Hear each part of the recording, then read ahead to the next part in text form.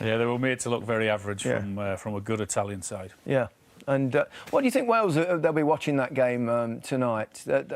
Would that be a good result? Would they be thinking, well, Italy are going to probably win this group anyway? That's probably the best result for us. I think that was the best result for Wales. Yeah. They'll be sitting there rubbing their hands together, licking their lips. I think they would have enjoyed seeing Turkey look so poor.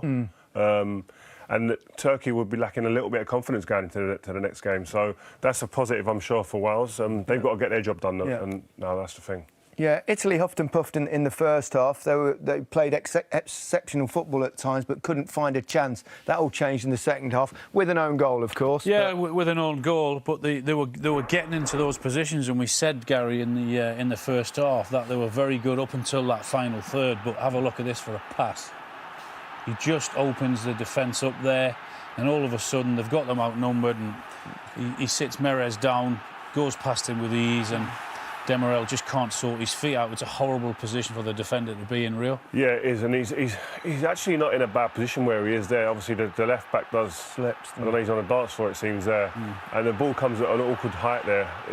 You think to yourself, do you let it go and hope that the forward goes past the forward? But instinct kicks in there, and you think you want to defend at all costs, but the ball's an impossible ball to defend. You can't really blame him there. No.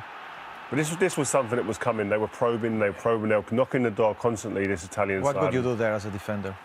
Would you have let I don't know, it's difficult. Your instincts probably make you want to do something. I could say one thing now, but when you're in that position, things change. Like you say, your instincts kick in and you just do what naturally comes to you, and the ball ends up in the back of the net, unfortunately for him. Yeah, he couldn't really control it. Immobile was a constant threat, wasn't he? As you would expect. His movement, he's a goal poacher, isn't he? Yeah, his movement is superb. I remember when he was at Sevilla, I already looked at him and thought that he was a fantastic player. But yeah, he just kept going. You can see that he's got the passion to just try his best until he's a proper goal scorer. He really his first goal in a major tournament for Italy, and that would have meant a lot, wouldn't it?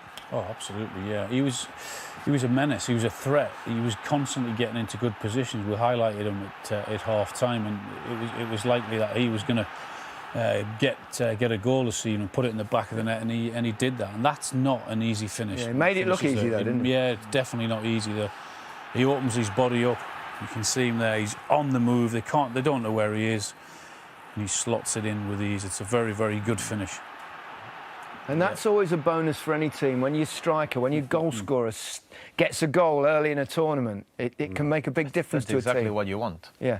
Because I always say that for me, the team is the team, but the striker is the one that makes you win games. And for me to have the striker in form, it's vital for this tournament. Yeah. Did you hear that, Rio? It's the strikers that count. You guys, you played the false nine, so you've got 3 attackers. You're all going to say the same thing. You're outnumbered. Well, Insigne. Yeah, tremendous little player. I mean, his movement, the way he actually combines with Spinazzola as well is really good to see. I think that's going to be a constant. It took him a while to get that little bendy one, didn't he? There was one in the first half, and I think there was a couple of other efforts as well. This is the one in the first half, but he found his range eventually. Yeah, definitely. But up until this part of executing the finish, he was fantastic today, and especially in the first half. And then he got his rewards in the second half here. A mistake from the goalkeeper. But then it's about the movement, the passing. Fantastic weight of pass. He can just then run onto it and curl it into that corner. But it's a finish that I'm sure we've seen many times in his club shirt, but here in Italy, in the Championship. What I liked about Insigne today is his positioning, because we are talking about this kind of robotic football nowadays, and he was just everywhere, in little behind his pocket, sometimes wide.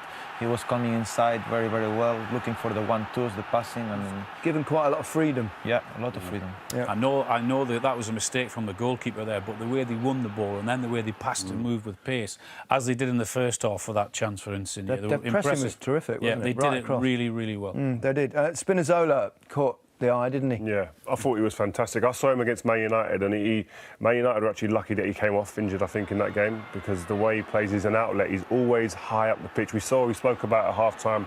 Yes, they start as a 4 at the back, but when they get possession and good possession, they go into a free across the back, and he's released to be almost like a left winger, and he patrols that left side on his own, but he's so comfortable in doing it. He's a right-footed player playing left side, which isn't normal. You don't normally see that, but he just looks so comfortable, and he wants to be 1v1. And then obviously it's about your execution, it's about your decision making, and invariably today he got it right. And this is going to be a common threat, a common theme, I think, with this Italian team. Him and Insigne out here combining, doing their little roles together are going to cause a lot of teams problem, I think. How do you combat this as if you're playing against them? Turkey certainly couldn't manage, because tactically it really does work, doesn't it? It does, but I think that's when he goes forward that high. Yes, they play free at the back.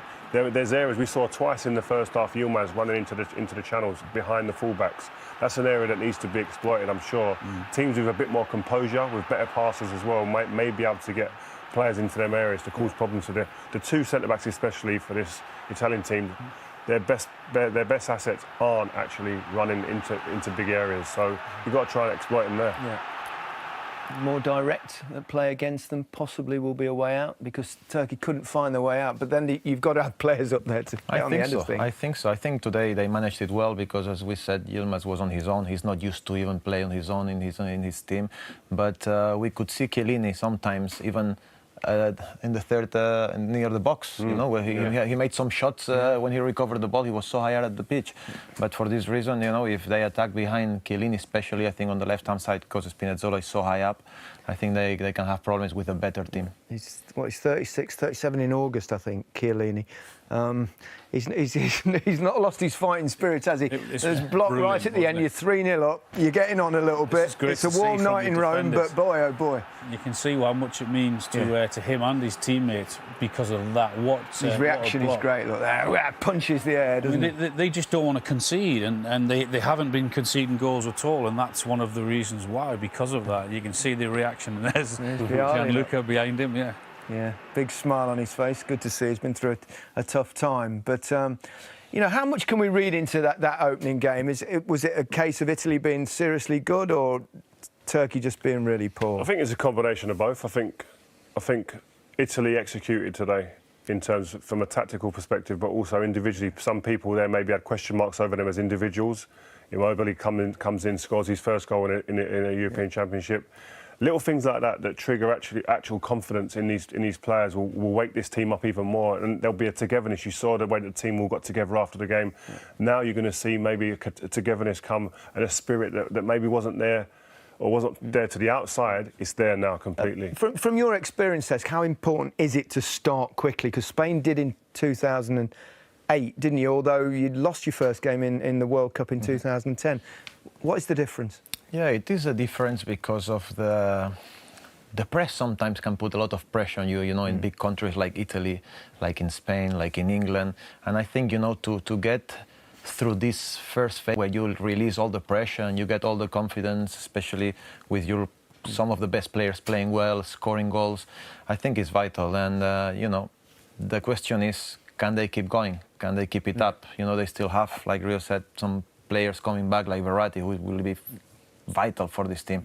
So, you know, I was very impressed, and the way it looks and the way they look, Italy is a threat. Yeah, we saw a cold Turkey, didn't we? They were poor. They were. I mean, they were made to look poor, but they weren't. Every time they got the ball, they had nowhere to go. Yeah. But they had nowhere to go because of the way the Italians pressed them. They were brave, Italy, in terms of what they did and doing that. But this, they said it at half time. This was a constant. Like when Turkey got the ball back, they just didn't have anywhere to go because they had to rely on that many men to get back and defend. There's the numbers there. So when they had the ball back, it was a case of, well, they just had to get it forward. And when they did get it forward, there was no one there. But that was one of the impressive things for me is that happened all game, is that whenever they lost the ball, Italy, they said, OK, fine, that's no problem, we're going to go after you. And they did it really well, and that's how they got possession back. And they were dangerous. Same thing again, look, 4 men in and around. They're nowhere to go. Because of that, they constantly got the ball back, and then they were putting them under pressure again. I think also, to add to that, Turkey were probably the creators of their own problems. They didn't have the courage, the composure to play, to take an extra touch and play an extra pass. When you get pressed in games, a big part of being able to get over that is to be able to have the courage to take the ball and win it. And not enough players in this Turkey team wanted to do that today. No. Very impressive tactical display once again from Italy. He's doing a great job there, isn't he? Because they were they didn't qualify for the World Cup. And here they are now, looking great. Every team, every national team, you need sometimes a transition, and sometimes they are bigger than others. And I think Mancini has realized that, and he's done very well. He's given chances to young players, to players that before they were dreaming to play for the national team, and they couldn't. And for that, it brings. You can see at the end of the game, they are all together. They have the togetherness. You feel it. They are friends. They want to play for each other, and also they have a lot of quality, tactical ability, intelligence. So they've got a lot. He's changed the style. Yeah, that's brave, isn't it? The style especially in Italy. of play. I mean, we're not really used to seeing Italy pressing high, particularly with the two centre-halves who might, because of their age, struggle for pace and the ball in behind. And that'll be interesting to see how they cope with that, because teams will look at the way they play and look to exploit that. But yes, it's brave in what he's done, because they were a mess when he took over, and it looks as if he's got a nice little combination of experience and players, young players coming through, and he seems to have a very good team spirit there. I think another thing as well, Italian teams of years gone by have always had a number 10 or a superstar in their team, and I think that's maybe helped him as well, not having that. You've had a Baggio, you've had a Totti, you've had Del Piero, you've got to have them in their team, and the pressure would have been from the media back home in Italy. These guys have to play. I don't think he's had that, which has been better for him to actually create a collective rather than around an individual, which has been good for him. And the other thing, of course, is they got 1-0 up, they got 2-0 up, and they pressed. They kept going. It was old Italian style, wasn't it? They get a lead and then you just sit back. It's the first time they'd ever scored 3 in a European Championship game. Oh, they really went for it, and they were brave, and it's nice to see. It's nice to see, and it shows that when you go for it and you have the quality, you win games and you win them comfortable. So that's very good. OK, well, coverage of Wales-Switzerland begins at 1:15 tomorrow on BBC One. That's followed by Denmark versus Finland, BBC One at 4:45. England kick off their campaign on Sunday against Croatia, BBC One at 1 o'clock. Fight fans, look out for Bellator 260 on iPlayer, 10:30 tonight. And keep up to date with all the latest news from the tournament on Euro Daily. Listen on BBC Sounds. So we're off and running. It's great. It's been a long wait, isn't it? It's great to get and getting a few goals and a good performance. I think that's the good part of it. We're all sitting here. Everyone can't wait for this tournament to start. We've all been like chomping at the bit, and then you get a bore 0-0 draw. No, we got a 3-0 today. Convincing victory. Yeah. One of the teams that always, from history, tell good tournaments, and they're a force. They've started well. Can't wait for the next games. Spain tomorrow. Looking forward to seeing them play. Yeah. No, Monday.